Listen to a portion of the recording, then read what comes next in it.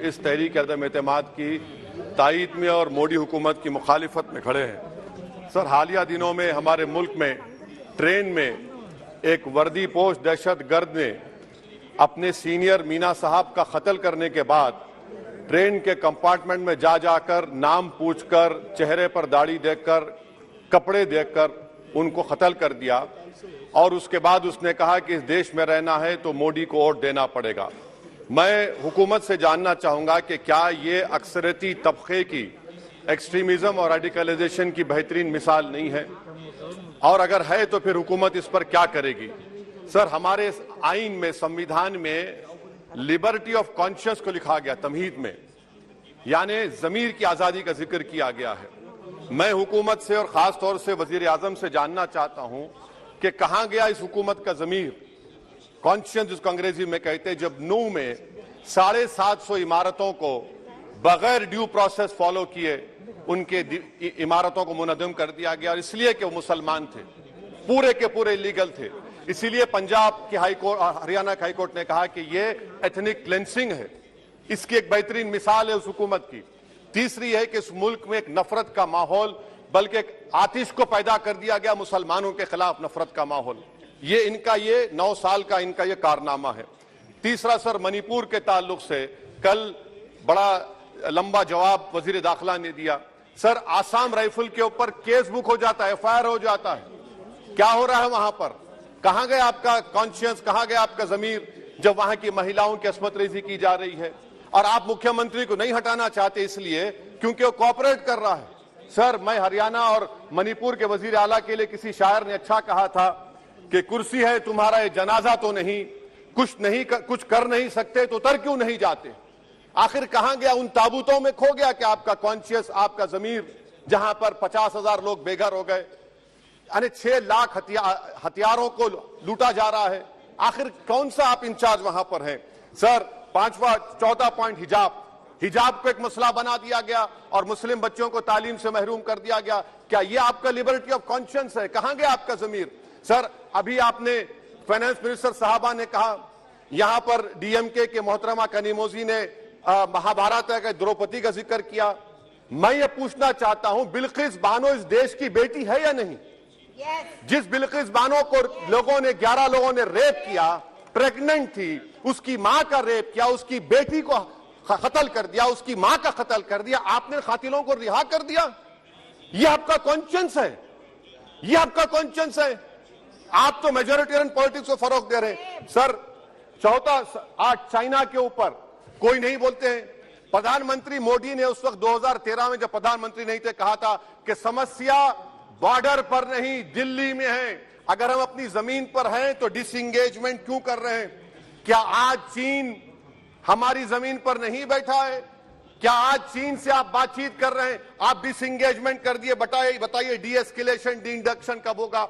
मैं आपके जरिए से हुकूमत को बता रहा हूं कि अगर प्रधानमंत्री ने अहमदाबाद में शी जिनपिंग को बुलाकर झूला झुलाया था, क्या हुआ? क्या नतीजा निकला उसका? चेन्नई दिखाया, क्या नतीजा निकला? सर, इसलिए चीन पर बोलिए, चीन को उखाड़ कर फेंकिए। सर, और एक पॉइंट जिस पर मैं मुखालिफ तायीद में खड़ा हूं, हाई इन्फ्लेशन है इस मुल्क में, हाई अनएम्प्लॉयमेंट है, स्टैग्नेटिंग कंजम्पशन है। इसकी वजह से महिलाओं में हाई एनीमिया लीड कर रहा है। ये हुकूमत इसकी जिम्मेदार है। सर, कुलभूषण जाधव कहां है? पाकिस्तान में बैठा है, आप क्यों नहीं लेके आते? आप विश्वगुरु कहते हैं, कुलभूषण जाधव को भूल गए आप। कतर में 8 नेवी ऑफिसर 1 साल से जेल में हैं, आप नहीं ला सके उनको।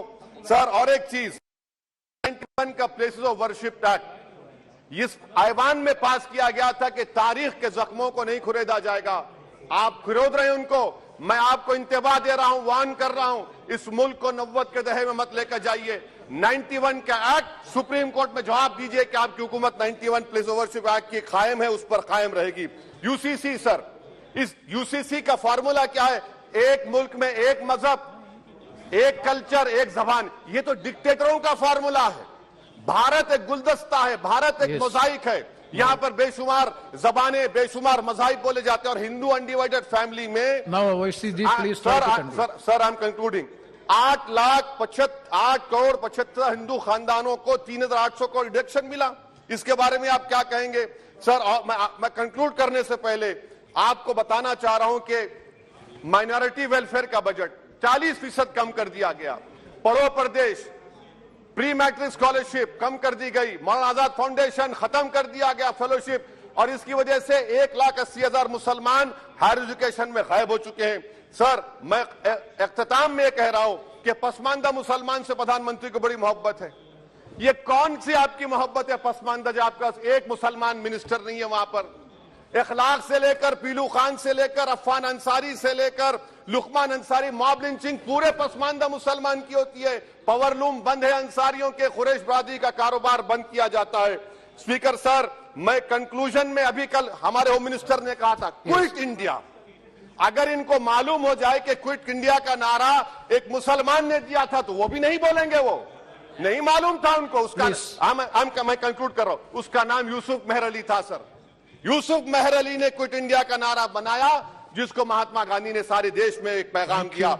मैं कंक्लूड कर रहा हूं सर, इस देश में अगर आज क्विट इंडिया करना है तो कहना पड़ेगा चाइना क्विट इंडिया। जो गौ रक्षक है जिसका नाम मोनू है, वो आपके लिए मोनू डार्लिंग बन गया है, उसको कहिए क्विट इंडिया। सर, जो लोग तुष्टीकरण की राजनीति आप कर रहे हैं, आप हिंदू अक्सरियती लोगों में हथियार बांट रहे हैं, ये आप देश के लिए खतरा पैदा कर रहे हैं। Sir, I am concluding. इसीलिए हम आपसे अपील कर रहे हैं कि हुकूमत से कह रहे हैं कि आप जो सियासत कर रहे हैं इससे नुकसान देश को होगा। प्रधानमंत्री जब खड़े होकर जवाब देंगे, हम उनसे पूछना चाह रहे हैं, पॉइंटेड क्वेश्चन है, क्या देश बड़ा है या हिंदुत्व गोलवालकर की आइडियोलॉजी बड़ी है? मैं इस तहरीक अदम एतमाद की तायद में खड़ा हूं और हुकूमत की मुखालिफत में। सर, एक आधा मिनट सर, दो लोग, दो महाज है इस मुल्क में, एक चौकीदार है, एक दुकानदार है। एक चौकीदार है, एक दुकानदार है। जब जुल्म हम पे होता कोई मुंह नहीं खोलते। यूएपीए का कानून अमित शाह ने लाया, इन दुकानदारों ने तायद की। आज उस यूएपीए का कानून में 83 साल का बुढ़ा सिपर खत्म करो, सिपर नहीं होने के से मर गया। आखिर कब तक दुकानदार और चौकीदार हमारी लाशों पर सियासत? सर, हम कंक्लूडिंग, कब तक सियासत करेंगे? अगर आप जुल्म के खिलाफ आवाज नहीं उठाएंगे तो आपकी दुकानदारी नहीं चलेगी, चौकीदार को पकड़ेंगे, तीसरा महाज करेगा। शुक्रिया सर।